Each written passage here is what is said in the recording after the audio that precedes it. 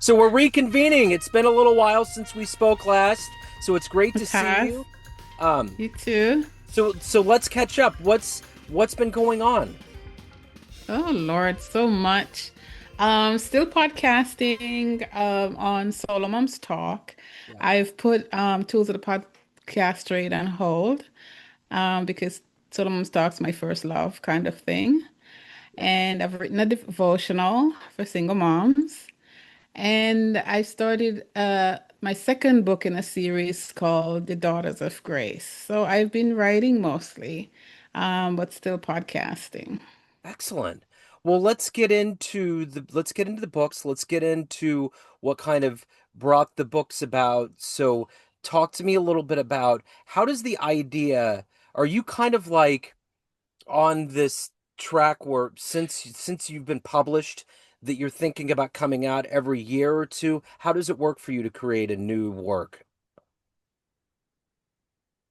I think if I understand your question, these ideas come about because of one, my personal experience, and two, what I observe from other moms raising children solo.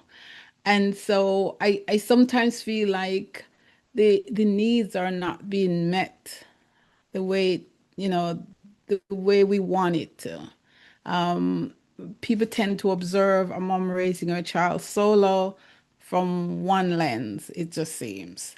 Not necessarily a bad lens, just a one-dimensional lens. And as a divorced mom who raised three sons, there are a lot of there are a lot of lens to look through. So this is how I create content. I really focus on hearing God. And so a lot of times like the devotional came about because I had a message while in church in 2016 and I never did anything about it. I wrote a book but never published it. So that's where the devotional came from. So talk to me about I think since we spoke, you've released two books, correct? Mhm. Okay, so let's get into the first one. Talk to me a little bit about the not the latest one, but the one before that. So the first one is a devotional, Yes. Courage to Believe, 21-day Christian devotional for single mom.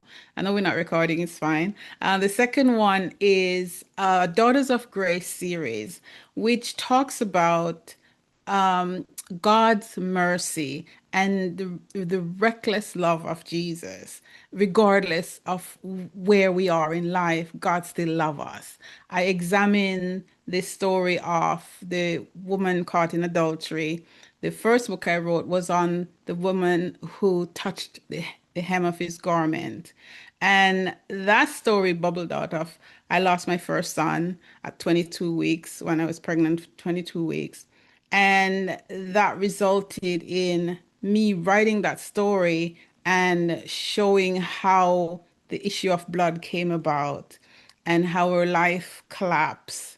And then it was a modern retelling, how she met Jesus on the street of it was on the street of Brooklyn, but you have to read it to understand how it meshed.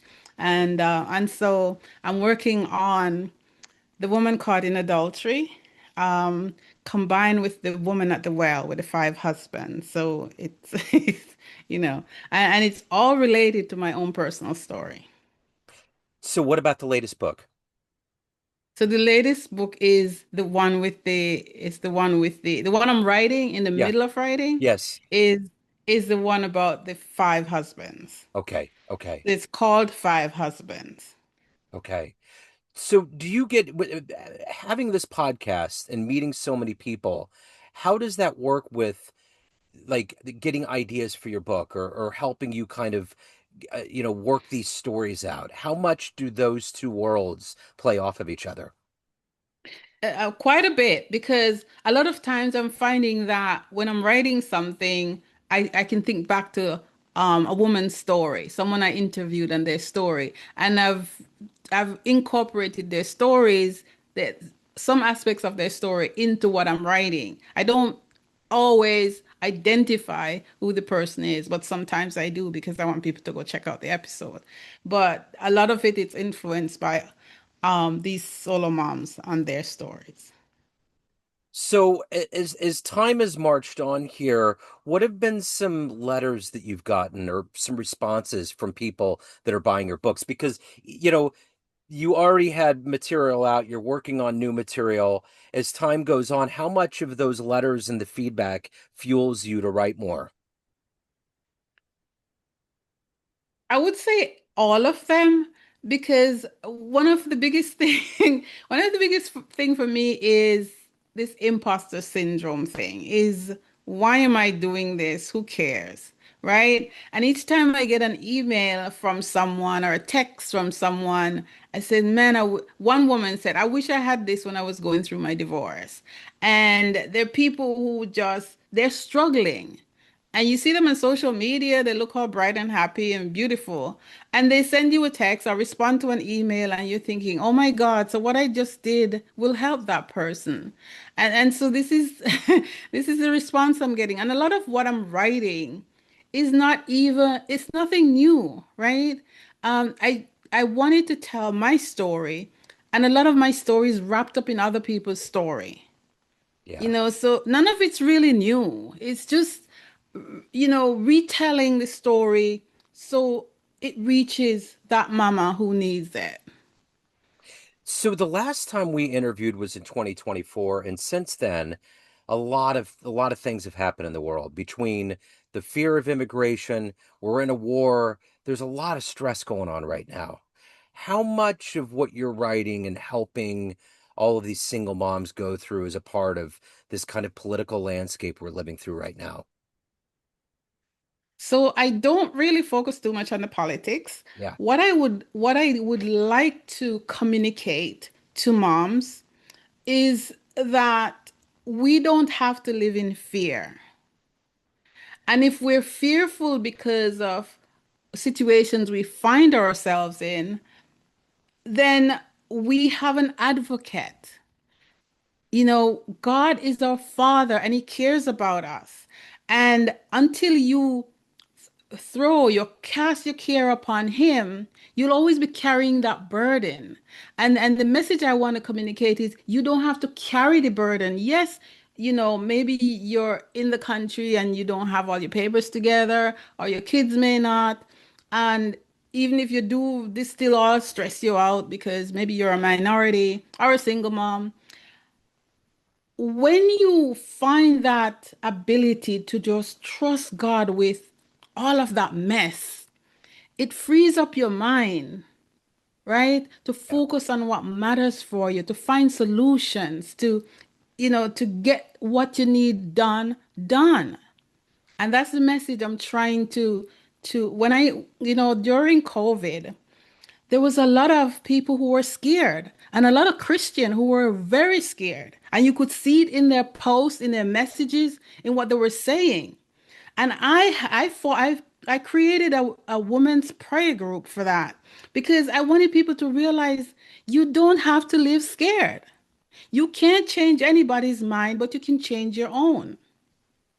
And that is my message.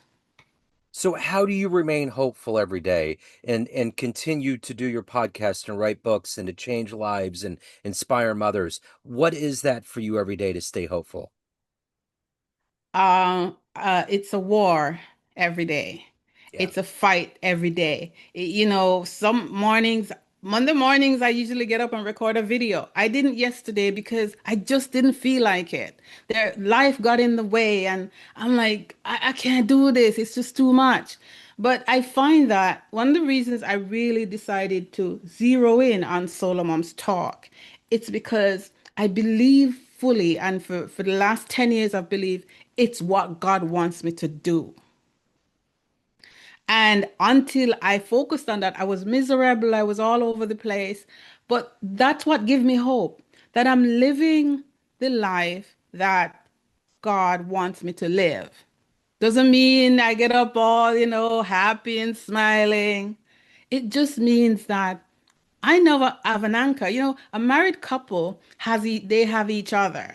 right? When even if the marriage isn't solid, there's always that other person there. As a single mom, you don't have the other person there, but you can have him if you want him. He's called Jesus. Yeah. And I learned a long time ago through a lot of struggles. If you have him here, you always have hope. Yeah. I try not to, there's a lot of people who will, this person let me down or that person let me down. My life is falling apart because this person didn't do what they were supposed to. You cannot put your hope in someone who has the same abilities as you. And when I say abilities, I mean two eyes, two ears, a mouth to speak, and a heart. You have to trust in a higher power. Yeah. And that's what I do, and not perfectly, but it helps me. So if anybody wants to pick up the new books, they want to tune into your podcast, they want to dive into any of the wonderful work that you're doing to help people, to help the mothers out there, how do they do that?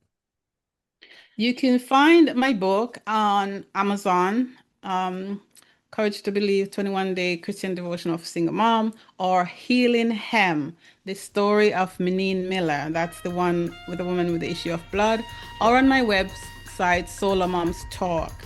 The podcast is called Solar Moms Talk, and I'm on all the platforms and also on YouTube. I'm doing a daily devotional on YouTube right now, which I'm quite excited about. Well, I will put all of those links, especially that and the book links in the in the show notes. It's been wonderful to catch back up with you. I'm glad that you reached back out. We've had a minute to talk about the new happenings. Keep your chin up. Keep changing the world. Thank you so much for taking a minute out today. Thank you, Joe. I appreciate you. Great Take to see you. care.